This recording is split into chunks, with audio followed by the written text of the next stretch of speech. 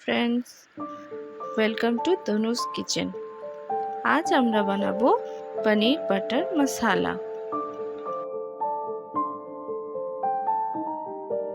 প্রথমে কড়াইয়ে 2 টেবিল চামচ মতো সাদা তেল দিলাম, হাফ টেবিল চামচ মতো জিরে, একটা মিডিয়াম সাইজের পেঁয়াজ কুচনো দিয়ে অল্প নাড়াচাড়া করে নিলাম। এরপর এর মধ্যে দিয়ে দেব গোটা 4 কাঁচা লঙ্কা দিয়ে ভালোভাবে নাড়াচাড়া করে এর মধ্যে 4-5 কোয়া রসুন, কিছুগুলো আদার টুকরো এবং কিছুগুলো কাজু বাদাম দিয়ে দেব।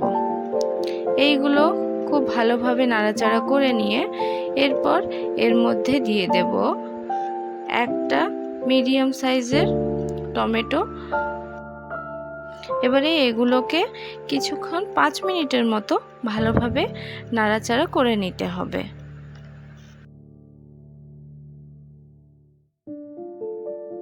এতে আমরা দিয়ে দেব অল্প পরিমাণে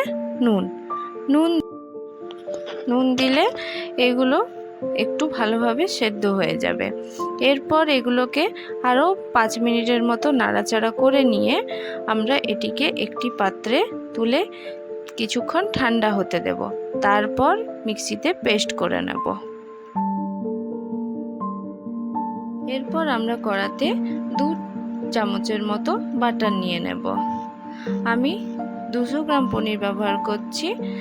পনিরগুলো এরপর এর মধ্যে ছেড়ে দেব। এইগুলো অল্প পরিমাণে ভাজা ভাজা করে নেব। সব পনিরগুলো দিয়ে দিলাম। আপনারা যখন বেশি পনির ব্যবহার করবেন তখন বাটারের পরিমাণটাও বেশি নিতে হবে। আঁচটাকে মিডিয়ামের মধ্যেই রাখতে হবে, না হলে পনিরগুলো ভেঙে যাওয়ার ভয় থাকে।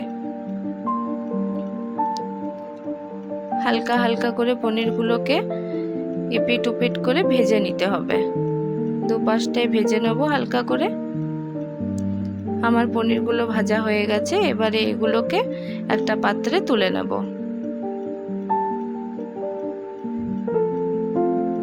এই বাটারটাই আমরা গ্রেভিটার জন্য ব্যবহার করব। এবারে এই বাটারটার মধ্যে আমরা দিয়ে দেব একটা তেজপাতা, একটা শুকনো লঙ্কা। আপনারা চাইলে কিছুটা পরিমাণ এর মধ্যে সাদা তেলও ব্যবহার করতে পারেন। আঁচটাকে আমরা মিডিয়াম ফ্লেমেই রাখব, না হলে বাটারটা পুড়ে যেতে পারে। এরপর কিছুক্ষণ নাড়াচাড়া করে নেওয়ার পর এটার মধ্যে আমরা দিয়ে দেব গোটা গরম মশলা। আমি গুঁড়ো করে নিয়েছি। সেই গোটা গরম মশলা গুঁড়ো করে নেওয়াটা এর মধ্যে দিয়ে দেব।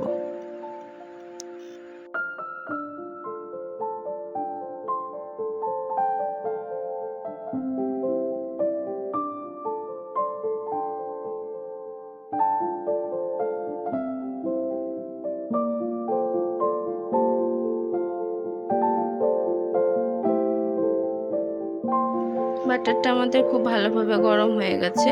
এরপর এর মধ্যে আমরা দিয়ে দেব পেস্টটা আমরা মিক্সিতে খুব ভালোভাবে পেস্ট বানিয়ে নিয়েছি। এটাকে দিয়ে কিছুক্ষণ খুব ভালোভাবে নাড়াচাড়া করে নিতে হবে। এর মধ্যে দিয়ে দিলাম হাফ টেবিল স্পুন হলুদ গুঁড়ো, জিরে গুঁড়ো এবং কাশ্মীরি লঙ্কার গুঁড়ো। আপনারা যারা ঝাল পছন্দ করেন তারা লঙ্কার গুঁড়ো ব্যবহার করতে পারেন।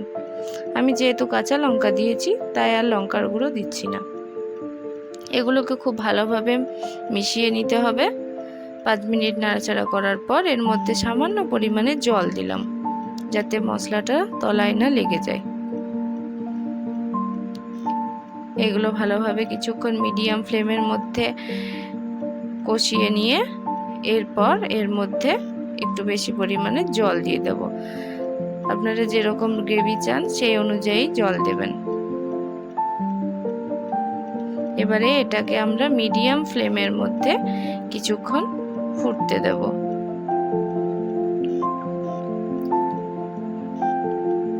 এটা ফুটে গেছে। এবার এর মধ্যে আমরা 4 চামচের মতো দই দিয়ে দেব। আমি এখানে টক দই ব্যবহার করেছি। দই দিয়ে নিয়ে বেশিক্ষণ আমরা আর ফুটাবো না। এরপরে আমরা এক এক করে পনির, ভেজে রাখা পনিরগুলো এর মধ্যে ছেড়ে দেব।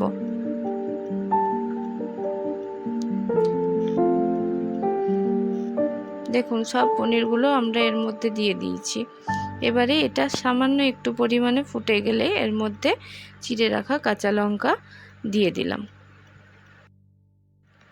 কিছুক্ষণ ফুটে গেলে এবারে এর মধ্যে আমরা দিয়ে দেব হাফ টেবিল চামচের মতো নুন, কিছুগুলো কসুরি মেথি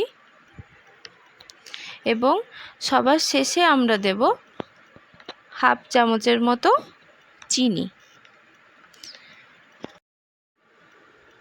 তৈরি হয়ে গেল আমাদের পনির বাটার মশালা। এটা আপনারা রুটি, পরোটার সাথে সার্ভ করতে পারেন। ধন্যবাদ।